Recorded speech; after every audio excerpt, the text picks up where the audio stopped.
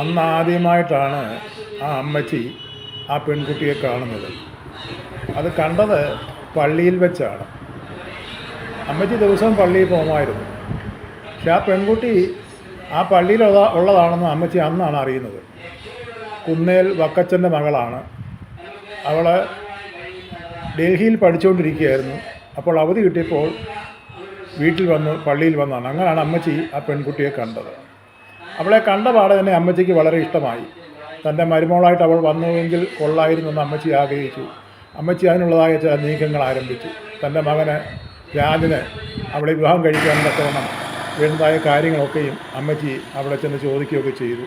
രാജന് real എസ്റ്റേറ്റും അങ്ങനെയുള്ളതായ ബിൽഡിങ്ങുകൾ പണിത് കൊടുക്കുക, വസ്തുക്കൾ വാങ്ങിച്ചു കൊടുക്കുക, അങ്ങനെയുള്ളതായ നല്ല ഒരു ജോലി അല്ലെങ്കിൽ സ്വന്തമായിട്ടുള്ള ബിസിനസ്സാണ് രാജന്. അങ്ങനെ പല സ്ഥലങ്ങളിലും ഇങ്ങനെ വീടുകൾ വെച്ച് കൊടുക്കുകയും സ്ഥലങ്ങൾ വാങ്ങിച്ച് മറ്റുള്ളവർക്ക് കൊടുക്കുകയൊക്കെ ചെയ്യുന്നു. ഫ്ലോട്ടുകളായിട്ടൊക്കെ വിൽക്കുന്നു. നല്ല വരുമാനമുള്ള ഒരു തൊഴിലാണ്.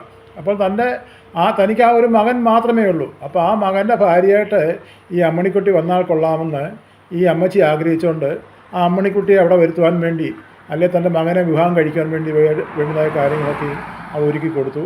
അമ്മണിക്കുട്ടിയുടെ വീട്ടിലാണെങ്കിലും നല്ല സാമ്പത്തിക ശേഷിയുള്ള വീടാണ്. റബ്ബർ എസ്റ്റേറ്റുകളും അങ്ങനെയുള്ളതായ കാര്യങ്ങളും, പിന്നെ വക്കച്ചനാന്ന് പറഞ്ഞാലും ചില ബിസിനസ്സുകളും കാര്യങ്ങളും ഒക്കെ ഉണ്ട്. വക്കച്ചൻ്റെ വീടാണ് കാണുന്നത്. അപ്പം അമ്മച്ചി ആളെ വിട്ടിട്ട് വിവരങ്ങളൊക്കെ ചോദിച്ചു. അങ്ങനെ വിവാഹം നടത്തുവാനുള്ള ആരംഭങ്ങളൊക്കെ ആയി. അങ്ങനെ വിവാഹ തീയതി നിശ്ചയിച്ചു. വിവാഹം നടത്തുവാൻ തക്കവണ്ണം അവിടെ ബാക്കിയുള്ള കാര്യങ്ങളൊക്കെയും അവിടെ ക്രമീകരണമായി. അങ്ങനെ വിവാഹം നടന്ന് മരുമോൾ വീട്ടിൽ വന്നു.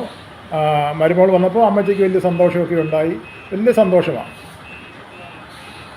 അങ്ങനെ മകനും അമ്മയും മരുമോളുമായിട്ട് സന്തോഷമായിട്ടാണ് ആ വീട്ടിൽ താമസിക്കുന്നത്. ഈ മരുമോളെന്ന് പറയാൻ നമുക്ക് മരുമോളല്ല, മകളായിട്ട് തന്നെയാണ് അമ്മച്ചി ഈ പെൺകുട്ടിയെ കണ്ടത്. വളരെ സന്തോഷമായിട്ട് അങ്ങനെ കാലങ്ങളങ്ങനെ ഓരോ ദിവസവും കഴിഞ്ഞുകൊണ്ടേയിരുന്നു. അവർക്കൊരു മകൾ ജനിച്ചു,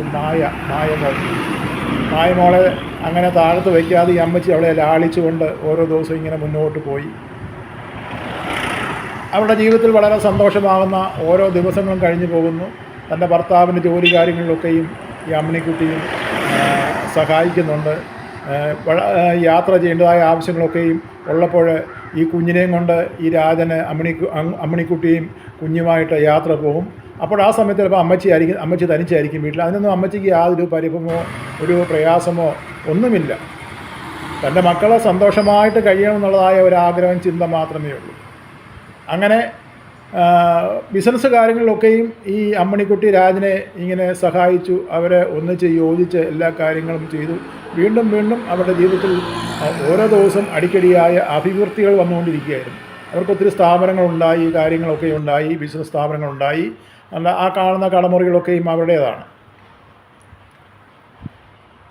എന്നാൽ ഈ കുഞ്ഞിനൊരു ചെറിയ പനിയുടെ ഒരു തുടക്കമുണ്ടായി. അപ്പം അന്ന് വൈകിട്ട് രായം വന്നപ്പോൾ ഈ അമ്മണിക്കുട്ടി പറഞ്ഞു, മോക്ക് തീരെ സുഖമില്ല, മോളെ ഹോസ്പിറ്റലിൽ കൊണ്ടുപോകണമെന്ന്. അപ്പം തന്നെ രായനെ കുഞ്ഞിനെ എടുത്തുകൊണ്ട് ഹോസ്പിറ്റലിൽ കൊണ്ടുപോയി. അപ്പോൾ അമ്മണിക്കുട്ടി പറഞ്ഞു, ഞാൻ വരാം. അപ്പം അമ്മച്ചിക്കും ഒരു ശകലം പനിയുടെ ഇതുണ്ട്.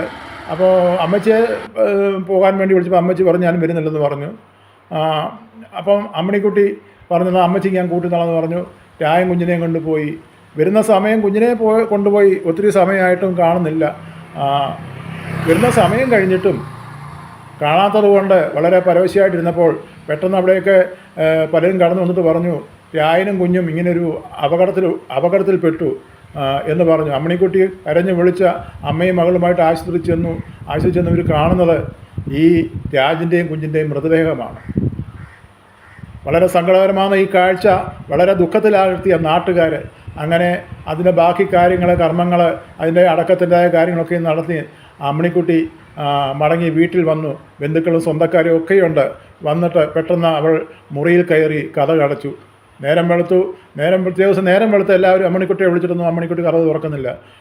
കതക് തല്ലി തുറന്ന് അമ്മണിക്കുട്ടി കണ്ടത് കട്ടിലിൽ തൻ്റെ ഭർത്താവിൻ്റെ ആ ഫോട്ടോയും തൻ്റെ കുഞ്ഞിൻ്റെ ഫോട്ടോയുമായിട്ട് ഇങ്ങനെ നെഞ്ചോട് ചേർത്ത് അവിടെ കട്ടിൽ കിടക്കുന്ന കാഴ്ചയാണ്. അവിടെ ഒരു കുറിപ്പ് എഴുതി വെച്ചു, എൻ്റെ രാജേട്ടനും അല്ലെ എൻ്റെ രായിച്ചാനും എൻ്റെ കുഞ്ഞും ഇല്ലാത്ത ഈ ലോകത്തിൽ ഇനി ഞാൻ എന്തിനാണ് ജീവിക്കുന്നത്? അതുകൊണ്ട് ഞാനും അവർ പോയ സ്ഥലത്തേക്ക് ഞാനും പോകുകയെന്നും പറഞ്ഞ് ഒരു എഴുത്തും എഴുതി വെച്ചു. നോക്കി ഒരു വീടിൻ്റെ അവസ്ഥ നോക്കണം.